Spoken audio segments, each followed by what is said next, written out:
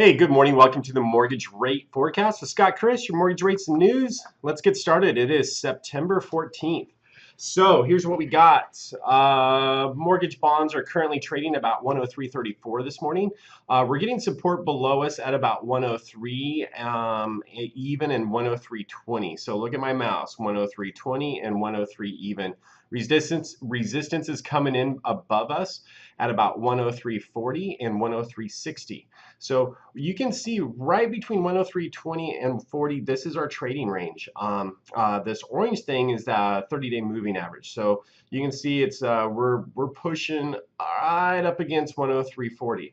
So one thing to kind of note, we had a coupon rollover on September 11th. This is this day right here, if you're looking at my mouse.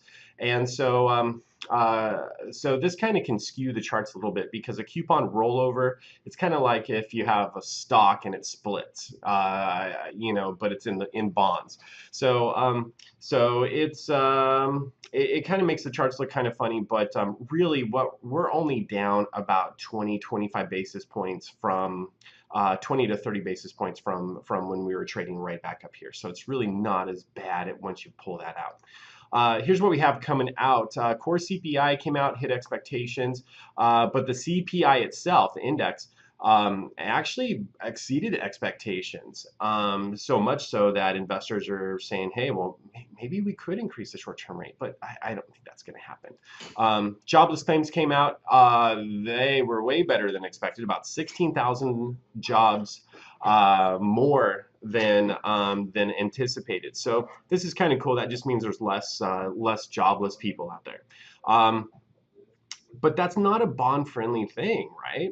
Bonds kind of react opposite to the stock market. So at any rate, not so much great news, but I think with still that another potential North Korea launch, that's kind of leveling out the playing field. So we aren't seeing really bonds doing a whole lot right now. To kind of quantify where we're at,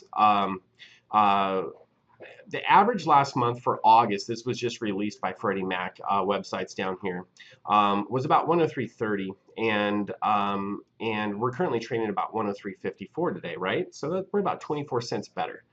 Freddie Mac reported that the average consumer back in August received a 3.88 rate at about a half of a point.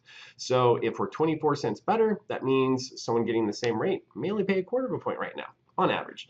So we are seeing bonds slightly better, not a whole lot better, but slightly better than what we saw back in August. Okay, so let's get to our forecast. What are we going to expect? Last forecast was a hit.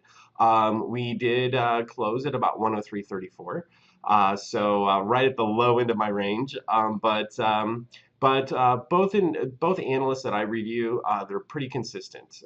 They think that we're going to stay pretty flat, pretty neutral on both long and short term, but it's just going to be dependent on what kind of news is released. So here's what we have. I'm going to forecast bond range to be between 103 and 103.40, which would mean, if I'm right, I think we're currently trading at the top end of this trading range. So we have not a whole lot of room to gain, but a lot more room to fall. So I would say, if it was me, I think the prudent thing would be to play it safe and lock. But of course, nobody has a crystal ball, right, guys? But that's it for now. We'd love to hear from you. Leave your comments down below, and don't forget to hit that thumbs up button. If it's your first time on the channel, click on that little guy on the left. That will get you subscribed. Just a quick little alert when we upload new content. And if none of this made sense to you, it's okay. Top right, Mortgage Bonds 101 video. It'll teach you the basics that you need to know as a consumer when trying to pick out the best time to lock in your interest rate. Okay, guys, that's it for now. We'll see you next Thursday. Have a great weekend. Bye-bye.